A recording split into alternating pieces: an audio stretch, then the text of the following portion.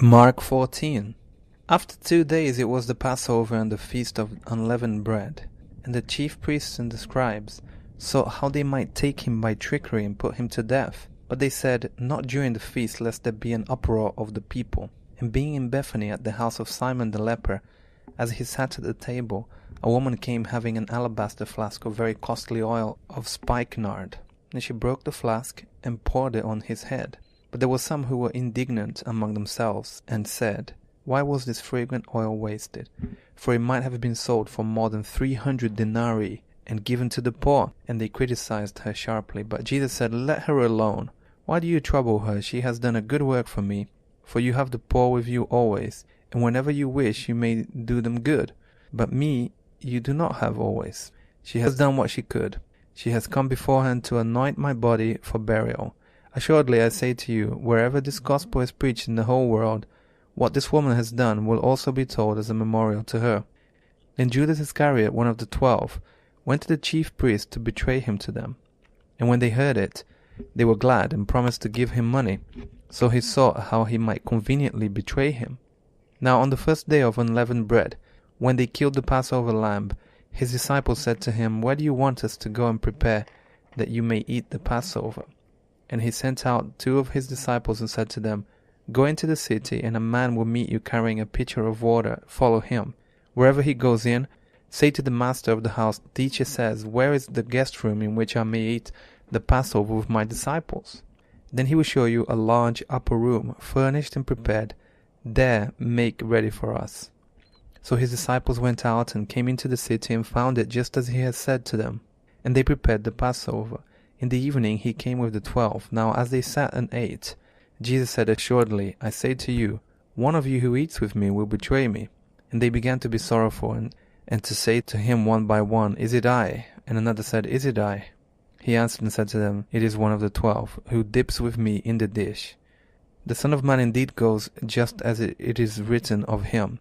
But woe to that man by whom the Son of Man is betrayed. It would have been good for that man if he had never been born. And as they were eating, Jesus took bread, blessed and broke it, and gave it to them and said, Take, eat, this is my body. Then he took the cup, and when he had given thanks, he gave it to them, and they all drank from it. And he said to them, This is my blood of the new covenant, which is shed for many. Assuredly I say to you, I will no longer drink of the fruit of the vine, until that day when I drink it new in the kingdom of God. And when they had sung a hymn, they went out to the Mount of Olives. Then Jesus said to them, All of you will be made to stumble because of me this night, for it is written, I will strike the shepherd, and the sheep will be scattered. But after I have been raised, I will go before you to Galilee. Peter said to him, Even if all are made to stumble, yet I will not be. Jesus said to him, Assuredly I say to you that today, even this night, before the rooster crows twice, you will deny me 3 times. But he spoke more vehemently, If I have to die with you, I will not deny you. And they all said likewise. Then they came to a place which was named Gethsemane. And he said to his disciples, Sit here while I pray. And he took Peter, James, and John with him, and he began to be troubled and deeply distressed. Then he said to them, My soul is exceedingly sorrowful, even to death. Stay here and watch. He went a little farther, and fell on the ground, and prayed that if it were possible, the hour might pass from him. And he said, Abba, Father, all things are possible for you. Take this cup away from me. Nevertheless, not what I will, but what you will. Then he came and found them sleeping, and said to Peter, Simon, are you sleeping? Could you not watch 1 hour? Watch and pray, lest you enter into temptation.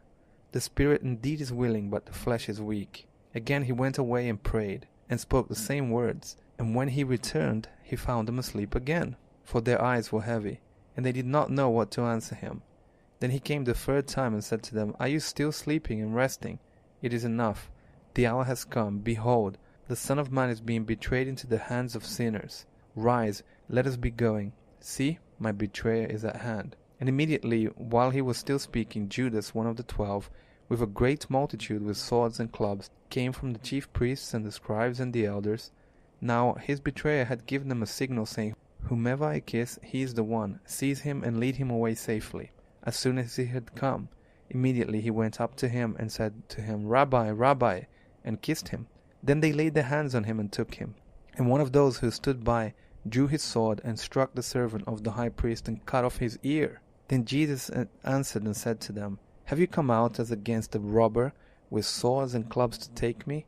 I was daily with you in the temple teaching, and you did not seize me, but the scriptures must be fulfilled. Then they all forsook him and fled. Now a certain young man followed him, having a linen cloth thrown around his naked body. And the young men laid hold of him, and he left the linen cloth and fled from them naked. And they led Jesus away to the high priest, and with him were assembled all the chief priests, the elders, and the scribes. But Peter followed him at a distance, right into the courtyard of the high priest. And he sat with the servants and warmed himself at the fire. Now the chief priests and all the council sought testimony against Jesus to put him to death, but found none. For many bore false witness against him, but their testimonies did not agree. Then some rose up and bore false witness against him, saying, We heard him say, I will destroy this temple made with hands, and within 3 days I will build another made without hands. But not even then did their testimony agree. And the high priest stood up in the midst and asked Jesus, saying, Do you answer nothing? What is it these men testify against you? But he kept silent and answered nothing. Again the high priest asked him, saying to him, Are you the Christ, the Son of the Blessed?